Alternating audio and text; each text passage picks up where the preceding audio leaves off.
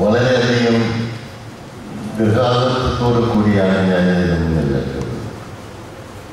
ഒരുപക്ഷെ നിങ്ങൾക്ക് ആർക്കും തന്നെ അറിയാത്ത ചില കാര്യങ്ങൾ എൻ്റെ സന്തോഷത്തിൻ്റെ പിന്നിലുണ്ട്.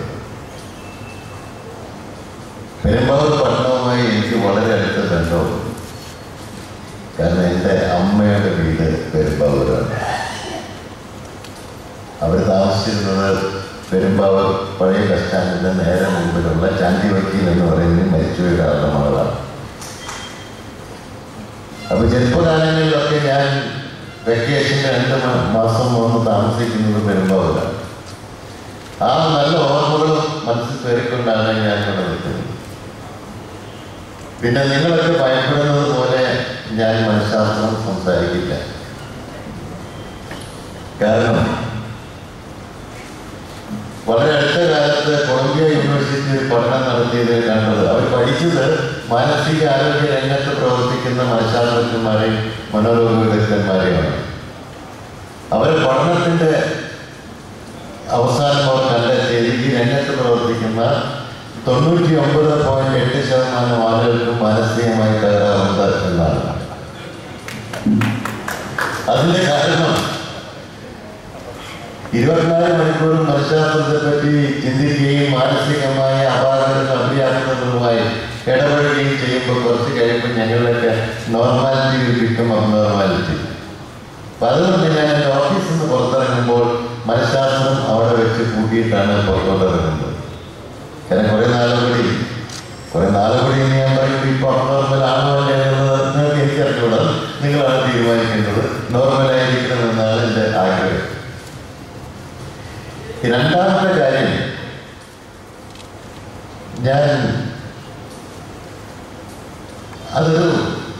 എനിക്ക് മനഃശാസ്ത്രത്തിലുള്ള വിശ്വാസം നഷ്ടപ്പെട്ടുകൊണ്ടിരിക്കുക.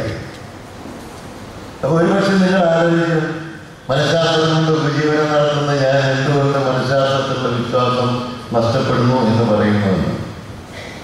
ഞാൻ ചെറിയ കഥ പറഞ്ഞാൽ നിങ്ങൾക്ക് മനസ്സിലാവും.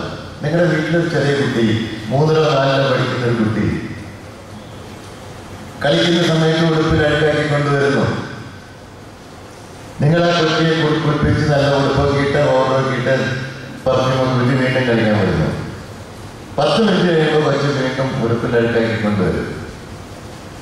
എത്ര പ്രാവശ്യം ഈ പ്രക്രിയ നിങ്ങൾ ആവർത്തിച്ചാലും ഓരോ 5 മിനിറ്റ് കഴിയുമ്പോഴും കൊച്ചു ഉടുപ്പിൽ അഴുക്കാക്കിക്കൊണ്ട് തിരിച്ചു വരും. കാരണം ആ കൊച്ചു കളിക്കുന്ന മുറിക്കകത്ത് അഴുക്കുണ്ട് എന്നുള്ളതുകൊണ്ടാണ്.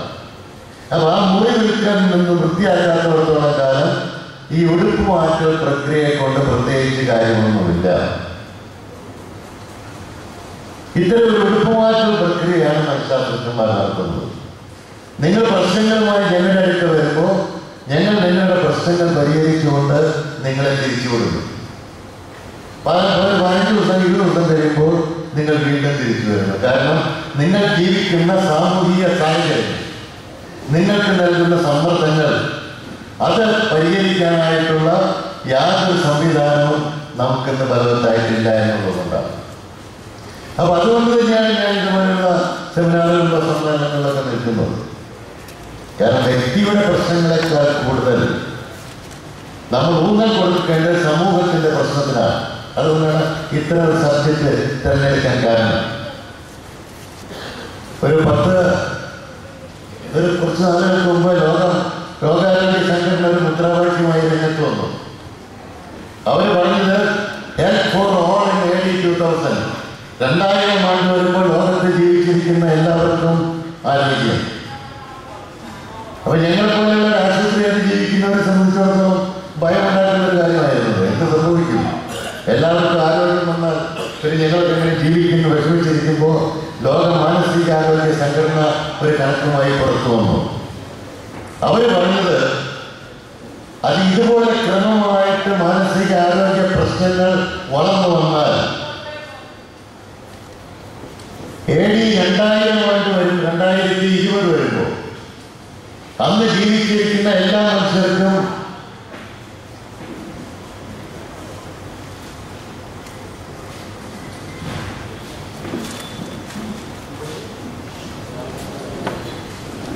I am not disturbing you.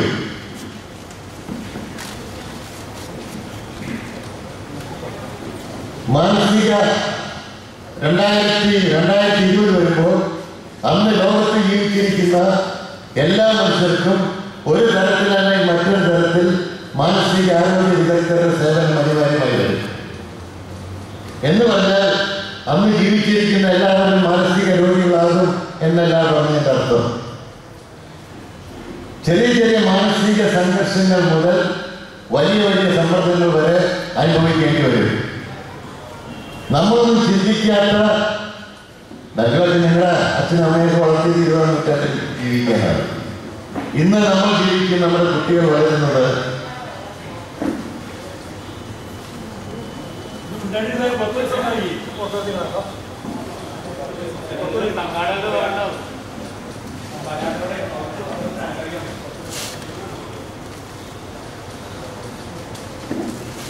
നമ്മളൊക്കെ ജീവിക്കുന്നതും അതല്ലെങ്കിൽ നമ്മുടെ കുട്ടികൾ ജീവിക്കുന്നതുമൊക്കെ 21-ാം നൂറ്റാണ്ടിലാണ്. നമുക്കൊന്ന് ചിന്തിക്കാൻ കഴിയാത്ത വിധത്തിലുള്ള ശാസ്ത്ര സാങ്കേതിക രംഗത്ത്, സംസ്കാര രംഗത്ത്, സാമ്പത്തിക രംഗത്ത് അതിശക്തമായ മാറ്റങ്ങളും വിസ്ഫോടനങ്ങളും നടക്കാൻ പോകുന്ന കാലഘട്ടത്തിലാണ് അവർക്ക് ജീവിക്കുന്നത്. ഈ കാലഘട്ടം ഉയർത്തുന്ന വെല്ലുവിളികൾ അതിശക്തമായ വെല്ലുവിളികളാണ്. ഈ വെല്ലുവിളികൾ നേരിടാൻ പറ്റുന്ന ഒരു മാനസിക പ്രതലത്തിലോട്ട് നമ്മുടെ ജനങ്ങളും കുട്ടികളും ഒക്കെ എത്തിയാൽ മാത്രമേ ഈ വരാൻ പോകുന്ന കാലം ഉയർത്തുന്ന വെല്ലുവിളികൾ അതിജീവിച്ചുകൊണ്ട് നമുക്ക് ജീവിക്കാൻ പറ്റുള്ളൂ.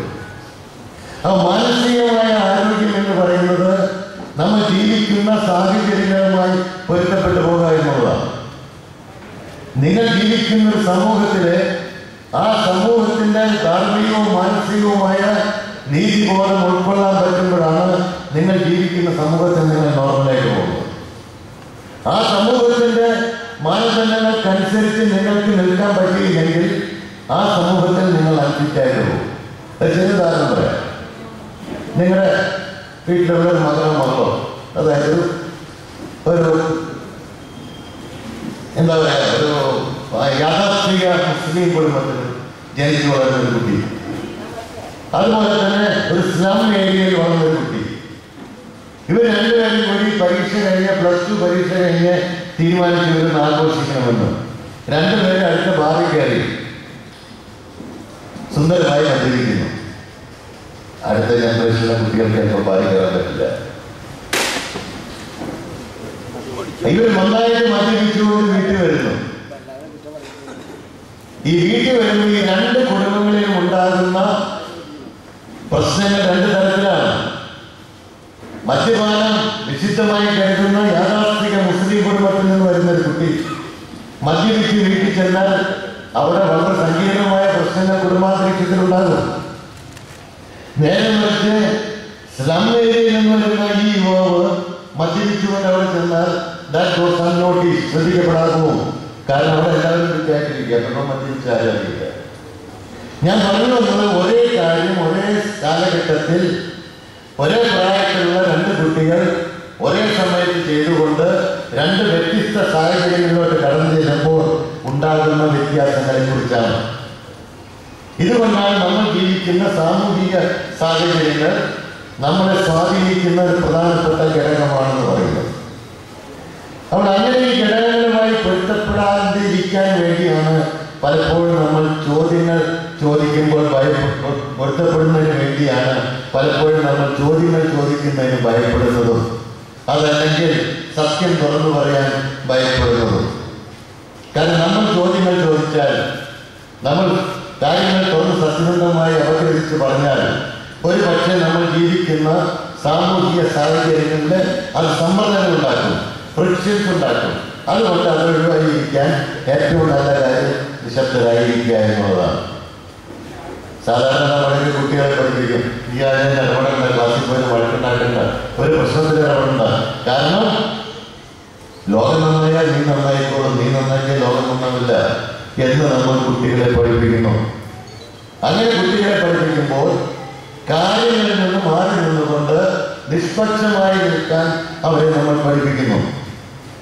ഈ നിഷ്പക്ഷത എന്ന് പറയുന്ന കാപട്യം ഒരു വളരെ നല്ല കാര്യമായിട്ട് നമ്മൾ എപ്പോഴും പറയാറുണ്ട്. പക്ഷെ നിഷ്പക്ഷത എന്ന് പറയുന്നത് അംഗീകരിക്കാൻ പറ്റുന്ന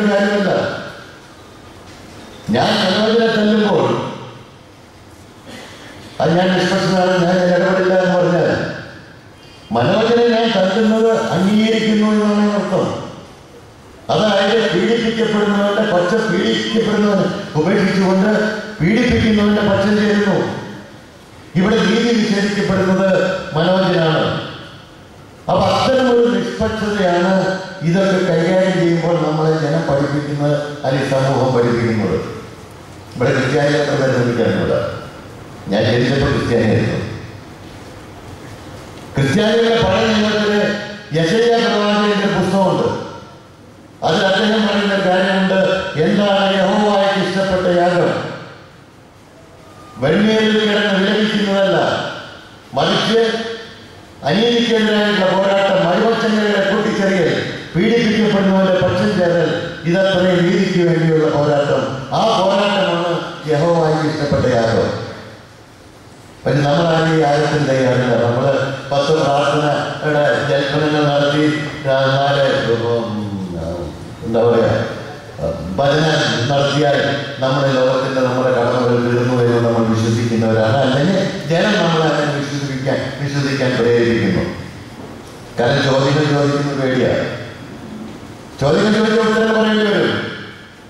സർ ഐസക് ന്യൂട്ടൻ എന്ന് പറയുന്ന ഒരാളെ പറ്റി നിങ്ങൾ കേൾക്കുകയാണ്. അദ്ദേഹം ഒരു മരത്തണ്ണൻ ഉറക്കത്തുമ്പോഴാണ് ഒരു സാധനം താഴോട്ട് വീണത്. എന്തെല്ലാം നല്ല ചോദ്യത്തിന് ചോദിക്കാൻ പറ്റും. അധ്യാപകന്മാരെന്തെങ്കിലും അറിയാം. ഈ താഴെ വീണത് സാധനത്തിന് മധുരമാണോ പുളിയാണോ കയ്പാണോ എന്നൊക്കെ ചോദിച്ചാൽ നമുക്കൊരു ബുദ്ധിമുട്ടുണ്ടായിരുന്നില്ല. അദ്ദേഹം ഒരു തലതിരിഞ്ഞ് ശരിയായ ചോദ്യം ചോദിച്ചുകൊണ്ട് അനേകം കണ്ടുപിടുത്തങ്ങൾക്ക് നിദാനമാകുന്ന വാസ്തുവാദികൾ രൂപപ്പെടുത്താനും പിന്നീട് നമ്മൾക്ക് പഠിക്കേണ്ട ഗതികൾ ഉണ്ടാക്കാൻ അദ്ദേഹത്തിന് കഴിഞ്ഞു. അപ്പൊ ശരിയായ ചോദ്യങ്ങൾ ചോദിക്കുമ്പോഴാണ് ശരിയായ ഉത്തരങ്ങൾ കിട്ടുന്നത്. നമ്മൾ കുട്ടികളെ പഠിപ്പിക്കുന്നത് ചോദ്യം ചോദിക്കുന്ന ടീച്ചറോട് ഉണ്ടായിരുന്നു. ടീച്ചർമാർക്ക് വലിയ ഇഷ്ടമൊന്നുമില്ല ചോദ്യം ചോദിക്കും. കാരണം ചോദ്യം ചോദിച്ചാൽ പഠിക്കണം. ഇപ്പോഴത്തെ പിള്ളേരാണെങ്കിൽ കമ്പ്യൂട്ടർ ഇന്റർനെറ്റിൽ നോക്കി കൃത്യമായിട്ട് വന്ന് ടീച്ചറോട് ചോദിക്കും. അപ്പൊ ടീച്ചർമാർക്ക് ഗുണം എന്ന് വെച്ചാൽ അവർ പഠിക്കുന്ന കാലത്ത് കിട്ടിയ നോട്ടാണ് എപ്പോഴും പിള്ളേർക്ക് കൊടുക്കുന്നത്. ആ നോട്ട് അവർക്ക് കിട്ടുന്നത് അവരുടെ പ്രൊഫസറിൽ നിന്നാണ്. ആ പ്രൊഫസർ കിട്ടിയത് വേറെ പ്രൊഫസറിൽ നിന്നാണ്.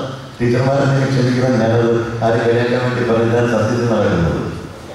അപ്പൊ നമ്മൾ അന്വേഷിച്ച് ചെയ്യുമ്പോൾ സർ ഐസക് ന്യൂട്ടന്റെ കാലത്ത് അല്ലെങ്കിൽ സർ സി രാമന്റെ കാലത്തൊക്കെ എഴുതി വെച്ച കാര്യങ്ങളാണ് കുട്ടികൾ ഇപ്പോൾ പഠിക്കുന്നത്. ഈ ടീച്ചർമാരെ എനിക്ക് ഭയങ്കര എളുപ്പമാണ്. കാരണം 2 കാര്യമാണ്. ഒന്ന്, അവരെന്ന് PhD പാസ്സായി പുറത്തിറങ്ങുന്ന അന്ന് വായന നിർത്തും. പത്രം പോലും വായിക്കില്ല. പഠിപ്പിക്കുന്ന നോട്ടും കാര്യമല്ലാതെ ക്ഷമിക്കണം വേറൊരു സാധനം വായിക്കില്ല. ഞാൻ പലപ്പോഴും കേരളം മുഴുവൻ നടന്ന അധ്യാപകന്മാരുടെ വർഷം നടത്തുന്നതെങ്കിൽ കൃത്യമായിട്ട് അറിയാം. പത്രം വായിക്കാറുണ്ട്. ഇന്നത്തെ പത്രം ഞാൻ വായിച്ചില്ല. രണ്ടാമത്തെ കാര്യം, കുട്ടികളെ പഠിപ്പിക്കും. കുട്ടികളെ പഠിപ്പിക്കുന്ന അധ്യാപകന്മാരെ എനിക്ക് ഇഷ്ടമല്ല. കാരണം ഇവരാരും കുട്ടികളെ പഠിപ്പിക്കാറില്ല. കുട്ടികളെ പഠിപ്പിക്കുക എന്ന് പറഞ്ഞാൽ നിങ്ങൾ making them dependent on you. അത് അമ്മമാർക്ക് അച്ഛന്മാർക്കുള്ള പ്രശ്നം. കൂടെ നിന്ന് പഠിപ്പിക്കും. മെഡിക്കൽ കോളേജിൽ ചെല്ലുന്നുണ്ടാവും, അത് എഞ്ചിനീയറിംഗ് കോളേജ് ചെല്ലുമ്പോൾ പിന്നെ അമ്മയില്ലാതെ പഠിക്കാൻ പറ്റില്ല. പിന്നെ കഞ്ചാവോ മയക്കുമരുന്നൊക്കെ ആയി 30% കുട്ടികൾ കഞ്ചാവിൽ കഴിഞ്ഞാണ് പ്രവർത്തന കോളേജിൽ. കാരണം ബാലൻ നടക്കേണ്ടത് വഴി അവരെ അഭ്യസിപ്പിക്കുക. വൃദ്ധനായാലും വിട്ടുപോകാറില്ല എന്നെ ഇവിടെ എഴുതി വെച്ചിട്ടുണ്ട്. പക്ഷെ ഇവിടെ ബാലൻ നടക്കേണ്ടെന്ന വഴി ഞാൻ നിങ്ങളോട് തീരുമാനിക്കുന്നത്. അല്ലാതെ അവൻ ജീവിക്കുന്ന കാലഘട്ടത്തിൽ ഒതുക്കുന്ന രീതിയിലുള്ള ജീവിതക്രമം ആസൂത്രണം ചെയ്യാൻ പറ്റുന്ന വഴികളെല്ലാം നമ്മളത് പഠിപ്പിക്കുന്നത്. അപ്പൊ അങ്ങനെ വരുമ്പോ ഇവന്റെ ശക്തി നശിക്കുന്നു. ഇവന്റെ പപ്പറ്റായിട്ട് മാറുന്നു. ഇത്തരം പപ്പറ്റുകളാണ് നമ്മൾ സൃഷ്ടിക്കുന്നത്. പ്രൊഫസർ ഇക്ബാൽ കപൂർ പറഞ്ഞിട്ടുണ്ട്. അദ്ദേഹം വലിയൊരു വിദ്യാഭ്യാസ വിദഗ്ധനാണ്. അദ്ദേഹം പറഞ്ഞത് 10-20 കിലോഗ്രാം ഭാരമുള്ള ഒരു വിദ്യാർത്ഥി 30 കിലോഗ്രാം ഭാരം പുറത്ത് തൂക്കിക്കൊണ്ട് പ്രൈമറി ക്ലാസ്സിൽ പോയി കഴിഞ്ഞാൽ പ്രൈമറി വിദ്യാഭ്യാസം കഴിയുമ്പോൾ അവന്റെ നട്ടല് പറഞ്ഞ് ബ്രാക്കറ്റ് പോലെ ഇരുന്നുകൊണ്ട് നേരെ നിന്ന് ചോദ്യം പോലെ ചോദിക്കാൻ കഴിയാത്ത അവസ്ഥയിലേക്ക് എത്തും. അപ്പൊ നമുക്കൊക്കെ വേണ്ടത് ചോദ്യം ചോദിക്കാൻ കഴിയാത്ത ഒരു സമൂഹത്തെയാണ്. നിങ്ങൾക്ക് എന്നോട് പറയുന്ന പല കാര്യം ചോദിക്കണമെന്നില്ല. ഇവിടെ വലിയൊരു പ്രശ്നം ഉണ്ടാക്കി. വിദ്യാർത്ഥികൾ രാഷ്ട്രീയം നിർത്തണം. എല്ലാ അച്ഛനും അമ്മമാരും അധ്യാപകരൊക്കെ കൈവരിച്ച് പ്രോത്സാഹിപ്പിച്ചു. നല്ല കാര്യം. ഞാനൊക്കെ പഠിക്കുന്ന സമയത്ത് എല്ലാ ആഴ്ചകളിലും രാഷ്ട്രീയ സാമൂഹ്യ ചർച്ചകൾ ക്യാമ്പസുകളിൽ നടക്കും. ലോകത്തുള്ള സമസ്ത പ്രശ്നങ്ങളെക്കുറിച്ച് ഞാൻ ചർച്ച ചെയ്യും. ഈ രാജ്യത്തിൽ സംഭവിക്കുന്ന കാര്യങ്ങൾ, ലോകത്ത് സംഭവിക്കുന്ന കാര്യങ്ങൾ, സാമൂഹ്യ പ്രശ്നങ്ങൾ, സാമ്പത്തിക പ്രശ്നങ്ങളൊക്കെ ചർച്ച ചെയ്യായിരുന്നു. ഇപ്പോൾ പ്രായമായവർക്ക് അറിയാം. ഇന്ന് കോളേജിൽ പഠിക്കുന്ന ഓട്ടവകാശമുള്ള കുട്ടികൾക്ക് ഇതൊന്നും ചർച്ച ചെയ്യാൻ അവകാശമില്ല. അവർക്ക് ചർച്ച ചെയ്യാൻ അവകാശമുള്ളത് കഞ്ചാവിനെ കുറിച്ചും മയക്കുമരുന്നിനെ കുറിച്ചും ബ്ലൂ ഫിലിംസിനെ കുറിച്ചും വ്യഭിചാരത്തെക്കുറിച്ചും പീഡനത്തെക്കുറിച്ചും മാത്രമാണ്.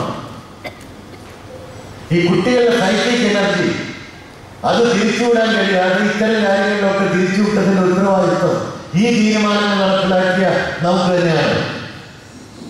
മാനസികാരോഗ്യ രംഗത്ത് 10-40 വർഷമായിട്ട് പ്രവർത്തിക്കുന്ന ഒരാളാണ്. പ്രൈമറി ക്ലാസ്സുകൾ മുതൽ രാഷ്ട്രീയം പാഠപദ്ധതികൾ ഉൾപ്പെടുത്തിക്കൊണ്ട് കുട്ടികളെ പഠിപ്പിക്കണമെന്ന് വിശ്വസിക്കുന്ന ഒരാളാണ് ഞാൻ. രാഷ്ട്രീയം എന്ന് പറയുമ്പോൾ നിങ്ങളൊക്കെ ചിന്തിക്കുന്ന രാഷ്ട്രീയമല്ല. ഈ രാഷ്ട്രത്തിന് എന്ത് സംഭവിക്കുന്നു, ഈ രാഷ്ട്രീയ കാര്യങ്ങളിൽ എങ്ങനെ ഇടപെടണം, എന്തെല്ലാം തരത്തിലുള്ള രാഷ്ട്രീയ മാറ്റങ്ങൾ ഇവിടെ അനിവാര്യതയുണ്ട്. ലോക ചരിത്രം പരിശോധിച്ചാൽ ലോകത്തുള്ള എല്ലാ രാജ്യങ്ങളിലുമുള്ള രാഷ്ട്രീയ മാറ്റങ്ങൾക്ക് ചുക്കാൻ കഴിച്ചത് അവിടുത്തെ കലാലയങ്ങളിലെ യൂണിവേഴ്സിറ്റികളിലെ സർവകലാശാലയിലെ വിദ്യാർത്ഥികളാണ്. നമ്മുടെ വിദ്യാർത്ഥികൾക്കൊന്നും കഴിവില്ല, അവർക്ക് കൈ മയക്കുമരുന്നിന്റെ അടിമകളായി നടക്കുന്നു എന്നുള്ളതാണ്. അതുകൊണ്ടാണ് നമ്മൾ ചോദ്യം ചോദിക്കാത്ത സമൂഹമായി നമ്മളെ വളർത്തിയെടുക്കാൻ ആരോ കരുതിക്കൂട്ടി ശ്രമിക്കുന്നു എന്ന് ഞാൻ ആരോപിക്കുന്നത്. ചോദ്യങ്ങൾ ചോദിച്ചാൽ എന്തെല്ലാം ഉത്തരം പറയേണ്ടി വരും. പിന്നെ ഈ മനുഷ്യനെ, പ്രത്യേകിച്ച് മലയാളിക്ക് വളരെ ചെറിയ ഓർമ്മശക്തിയാണുള്ളത്. 2 വർഷം കഴിയുമ്പോൾ മറക്കും. നമ്മുടെ 3G 2G സ്പെക്ട്രത്തെ പറ്റി ആരെങ്കിലും ഓർക്കുന്നുണ്ടോ? ഈ പാവപ്പെട്ട പടയാളി മരിച്ചു വീണ പടയാളികളുടെ വിധവർക്ക്, പട്ടാളക്കാരുടെ വിധവർക്ക് അനുവദിക്കാൻ വേണ്ടി സൃഷ്ടിച്ച ബോംബെയിലെ മനോഹരമായ കെട്ടിടങ്ങൾ കൈവശപ്പെടുത്തിയ രാഷ്ട്രീയ നേതാക്കളെ പറ്റി നമ്മൾ ചിന്തിക്കുന്നുണ്ടോ? അതൊക്കെ പോട്ടെ, മുല്ലപ്പെരിയാറോടെ പോയി. അതുകൊണ്ട് നമ്മുടെ എന്താണ് റിപ്പോർട്ട്,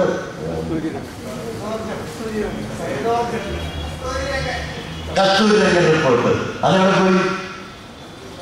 ഇതൊന്നും നമ്മുടെ പ്രശ്നമല്ല, നമ്മൾ മറന്നു. 1-2 സ്ത്രീകളുടെ പാവളത്തുമ്പിൽ കെട്ടിയിട്ട രാഷ്ട്രീയ പ്രവർത്തനമാണ് ഈ രാജ്യത്ത് നടക്കുന്നത്. അതിന്റെ കാരണം അടിസ്ഥാനപരമായ പ്രശ്നങ്ങളിൽ നിന്ന് ഈ രാജ്യത്തെ ജനങ്ങളുടെ ചിന്ത മാറ്റിയെടുക്കണമെന്നുള്ളതാണ്. ഞാൻ എറണാകുളത്ത് വന്ന സമയത്താണ് പ്രമുഖയായ ഒരു സിനിമാ നടി, ഒരു നാന എന്ന് പറയുന്ന സിനിമ വാരികയിൽ ഒരു പരസ്യം കൊടുത്തത്. ഞാൻ ആത്മകഥ എഴുതുന്നു, തുറന്നു എഴുതുന്നു, ഇത്രയുള്ള പരസ്യം. അപ്പൊ എന്റെ ആശുപത്രിയുടെ ബാക്കിലാണ് അവരുടെ വീട്. അന്ന് പിറ്റേ ദിവസം 6 മണി മുതൽ അവിടെ കാറുകളുടെ നിരയാണ്. എന്തിനാണെന്നറിയോ? കാശ് കൊടുക്കാൻ. എന്റെ പേര് പറയരുത്, എന്റെ പേരെല്ലാം ഒഴിവാക്കണം. അവർ നിർത്തിയില്ല. കാരണം എന്റെ ആവശ്യമൊന്നുമില്ല, അത്യാവശ്യം കാശൊക്കെയായി കല്യാണം കഴിച്ചവർ പോയി. ഒരു സ്ത്രീ കോടതിയിൽ ഒരു റിപ്പോർട്ട് കൊടുക്കുമെന്ന് പറഞ്ഞപ്പോൾ കോടികളുമായി കേരളത്തിന്റെ ആ അറ്റം മുതൽ ഈ അറ്റം വരെ ഓടിയടങ്ങുന്ന രാഷ്ട്രീയ നേതാക്കളെ വിളിച്ചു നിർത്തി മുക്കാലിൽ കെട്ടിയടിക്കാൻ ഈ രാജ്യത്ത് ആമ്പിള്ളേരെല്ലാം പോയില്ലേ? നമ്മുടെയൊക്കെ പണം വെച്ചുകൊണ്ടല്ലേ കഴിക്കുന്നത്. ഇപ്പൊ നമ്മൾ ചിന്തിക്കുന്നു, +2 അനുവദിച്ചതിനെ പറ്റിയുള്ള കുംഭകോണത്തെ പറ്റി നമ്മൾ ആലോചിക്കുന്നുണ്ടോ? ഇല്ല. ഇതിലൊക്കെ ഇരട്ടത്താപ്രയമാണ്. ഞാൻ ക്രിസ്ത്യാനിയായെന്ന് എനിക്ക് പറയാം. ഇവിടുത്തെ പുരോഹിതന്മാരും മഹാപുരോഹിതന്മാരുമാണ് ഈ മദ്യശാസ്ത്രം അടച്ചുകൂട്ടെന്ന് പറഞ്ഞാൽ 2-3 കാര്യങ്ങളുണ്ട്. പറയാൻ ശരിയാവില്ല. ഈ ചെറുകിട ബാറുകളും കള്ളുഷാപ്പുകളും നടത്തുന്ന ഒരു പ്രത്യേക മതവിഭാഗത്തിൽപ്പെട്ട ആളുകളാണ് ഇവിടെ. അത് അടച്ചുകൂട്ടണം. അത് അടച്ചുകൂട്ടാൻ 5-സ്റ്റാർ ഹോട്ടൽ നടത്തുന്ന ക്രിസ്ത്യാനികൾക്ക് പള്ളിക്ക് പണം കൊടുക്കാൻ സാധിക്കും. അതുകൊണ്ട് അത് വളർത്തും. ഞാനൊരു കാര്യം കേട്ടിട്ട്, ഈ കേരളത്തിൽ മാത്രം ക്രിസ്ത്യാനികളുണ്ടോ? ബോംബെയിൽ പാവപ്പെട്ട ക്രിസ്ത്യാനികളില്, ഡൽഹിയിൽ പാവപ്പെട്ട ക്രിസ്ത്യാനികളില്, മദ്രാസിൽ പാവപ്പെട്ട ക്രിസ്ത്യാനികളില്, ഇവരുടെ ആത്മാക്കളും കുഞ്ഞാടുകളും ഒന്ന് രക്ഷപ്പെടണ്ടേ? അപ്പൊ അവരൊക്കെ കണ്ടുപിടിച്ചാകട്ടെ, കേരളത്തിലെ കുഞ്ഞാടുകൾ മാത്രം രക്ഷപ്പെട്ടാൽ മതി. ഞാനിതിനെപ്പറ്റി പറയാൻ പ്രസംഗിക്കുകയും ചെയ്യുമ്പോൾ റോമിൽ നിന്നൊരു പുരോഹിതൻ അച്ഛൻ എന്നെ വിളിച്ചു. എന്നോട് പറഞ്ഞു, ഡോക്ടർ പറഞ്ഞു 100% ശരിയാണ്. മാർപ്പാപ്പയുടെ ആസ്ഥാനത്ത് നടക്കുന്ന ബാറിൽ നിന്ന് ഞാനൊരു കുപ്പി സ്കോച്ച് വാങ്ങിച്ച് ബില്ല് സഹിതം ഞാൻ സാറിന് പുറത്തയച്ചിട്ടുണ്ട്. എന്നാൽ ഈ കിട്ടാത്തിൻ്റെതായി.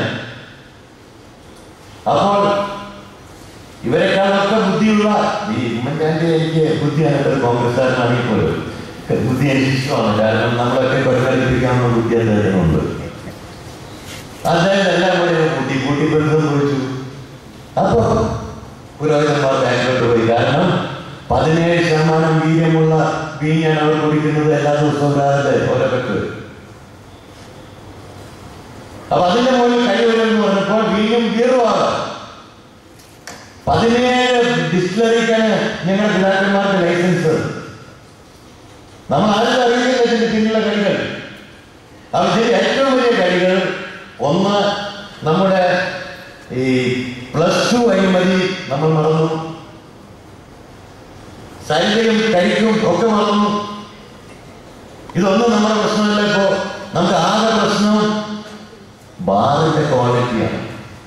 ഇടിഞ്ഞു വീഴുന്ന സ്കൂളുകൾ, തകർന്ന് തരിപ്പണമായി കിടക്കുന്ന ആശുപത്രികൾ, കേറിയാൽ പരിപിടിക്കും.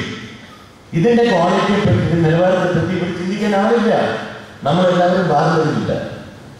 ബാറാണ് ഈ രാജ്യത്തെ പ്രശ്നം. നിങ്ങൾ ആലോചിച്ചോ, കുടിവെള്ളമില്ല, റോഡുകളില്ല.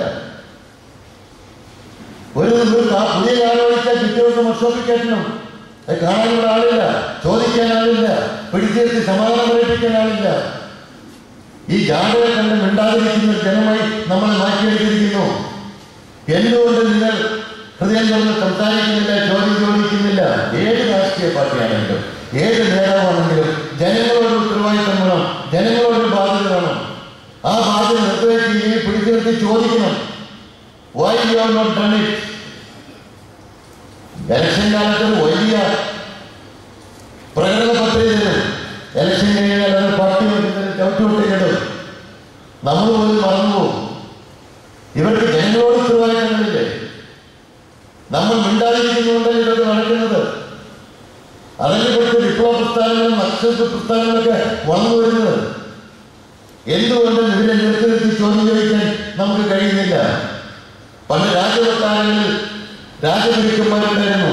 രാജാവ് തെറ്റ് ചെയ്യുമ്പോൾ ചൂണ്ടിക്കാണിക്കാൻ, രാജാവ് ചെയ്യുന്നത് തെറ്റാണെന്ന് പറയാൻ തലമുറയിട്ടുള്ള ആളുകളുണ്ട്. ഇത്തരം പ്രവാചക ദൗത്യം ചെയ്തിട്ട് ശരിയും തെറ്റും ചൂണ്ടിക്കാണിക്കുന്ന പ്രവാചക ദൗത്യം നിർവഹിക്കേണ്ട ചുമതല ഇന്ന് നമുക്കൊക്കെയാണ്. തന്നെ പോലെ തന്റെ അയൽക്കാരനെ സ്നേഹിക്കുന്നു പറഞ്ഞാൽ ക്രിസ്തുവിന്റെ പ്രവാചക ദൗത്യം. ധർമ്മം ശരണം ഗച്ഛാമി എന്ന് പറയുന്ന ശ്രീബുദ്ധന്റെ പ്രവാചക ദൗത്യം. കർമ്മണ്യെ വാഗ്ദാര്യത്തെ മാ ഫലേഷു കരാചന എന്ന് പറഞ്ഞ കൃഷ്ണന്റെ പ്രവാചക ദൗത്യം. അദ്ദേഹം പറഞ്ഞു, മുന്നിൽ നിൽക്കുന്നത് നിങ്ങളുടെ ബന്ധുക്കളായിരിക്കാം, പിതാമഹന്മാരായിരിക്കാം. പക്ഷെ അനീതിക്കെതിരായുള്ള പോരാട്ടത്തിൽ മുഖം നോക്കാതെ, ബന്ധം നോക്കാതെ അനീതിയായി കണ്ട് യുദ്ധം ചെയ്യണം. നമ്മളെന്താ, നമ്മൾ വലിയ മീനെ കാണുമ്പോൾ കൊക്ക് തല കാണുന്നത് പോലെ നമ്മുടെ സ്വന്തം അച്ചായ നമ്മൾ രാഷ്ട്രീയക്കാരൻ ഉണ്ടണ്ട. ഇവരുടെ സ്വത്തിന്റെ ആസ്തി പരിശോധിച്ച് നോക്ക്. 5 കൊല്ലം കൊണ്ട് കൂടിയിട്ടുള്ള സ്വത്തിന്റെ കണക്ക്. എത്ര രൂപ കോഴകൾക്കാണ് ഇവരുടെ മക്കൾ മെഡിക്കൽ കോളേജ്, എഞ്ചിനീയറിംഗ് കോളേജിൽ പഠിക്കുന്നത്? നമ്മൾ പാവപ്പെട്ടവരെ ഓടി നടക്കുന്ന ഒരു അഡ്മിഷന് വേണ്ടി. പക്ഷെ ഇതൊന്നും നമുക്ക് ചോദിക്കാൻ പാടില്ല. ചോദിക്കുന്നത് മോശമാണെന്നൊരു ധാരണ നമുക്ക്. ഒരു അനീതി കണ്ടാൽ ചോദിക്കാൻ പാടില്ല. ചോദിക്കുന്നത് മോശമാണെന്ന് ആരും നമ്മളെ പഠിപ്പിച്ചു വെച്ചിരിക്കുന്നു. മാന്യന്മാര് ഇതൊന്നും ഇടപെടാതെ ഭംഗിയായിട്ട് നടക്കും. മനസ്സാക്ഷി മരവിച്ച ഇന്ന് ഞാൻ വന്ന വണ്ടിയുടെ ഡ്രൈവർ പറയുന്നു, ഇന്നലെ ഒരു ബസ് ഇടിച്ച് ഒരു 3 കാറിൽ ഒരുമിച്ചിരിച്ചു. അതിലൊരു ഡ്രൈവർ ജീവന് വേണ്ടി പോരാടിയാണ് പുറത്തു വരാതിരിക്കാൻ. അപ്പൊ ആളുകൾ മൊബൈൽ ഫോണുമായി നിന്ന് ഫോട്ടോ എടുത്തുകൊണ്ടിരിക്കുന്നു. അത്തരം മരവിച്ച മനസ്സാക്ഷിയാണ് നമുക്കുള്ളത്. ഈ മനസ്സാക്ഷി മരവിക്കുന്നത് ചോദ്യം ചോദിക്കാൻ പഠിപ്പിക്കാതിരിക്കുന്നതുകൊണ്ടാണ്. അവരുടെ സൈക്കിക് എനർജി, അവരുടെ മനസ്സിലുള്ള വികാര പ്രകടനങ്ങൾ, ക്ഷുഭിത യൗവനത്തിന്റെ പ്രകടനങ്ങൾ, ഇതൊക്കെ അവർ പുറത്തെടുക്കുന്നത് ബലാത്സംഗത്തിലും കഞ്ചാവിലും മയക്കുമരുന്നിലുമാണ്.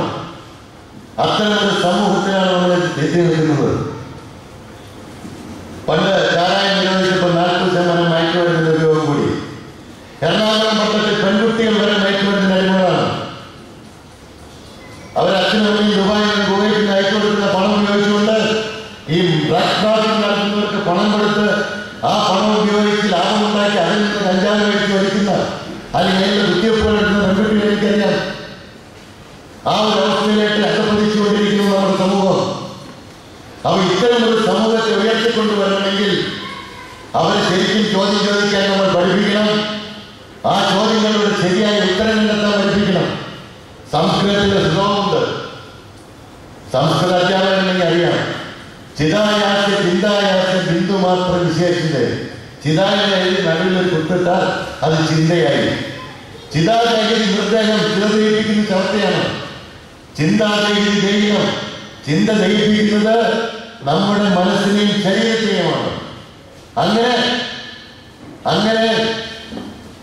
ചിന്തകൾ ശരിയായ രീതിയിൽ വളർത്തിയെടുത്തുകൊണ്ട്, ശരിയായ ചിന്തകൾ വളർത്തിയെടുത്തുകൊണ്ട് വ്യക്തിത്വത്തിന്റെ ഉടമകളായി മാറി ശരിയും തെറ്റും ചൂണ്ടിക്കാണിക്കാനുള്ള പ്രവാചക ദൗത്യം നിർവഹിക്കാനുള്ള ഒരു വലിയ സമൂഹത്തെ വാർത്തെടുക്കേണ്ട ചുമതലയാണ് എന്നിലും നിങ്ങളിൽ നിക്ഷിപ്തമായിട്ടുള്ളത്. പല മഹാകവി പാടി, വെളിച്ചം കയ്യിലുള്ളവന് വിശ്വം മുഴുവൻ ദൈവമായ.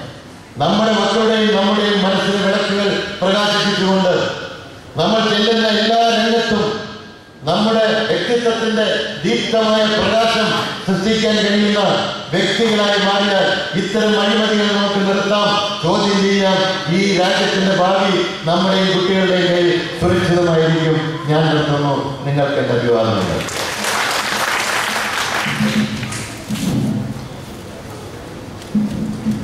വളരെ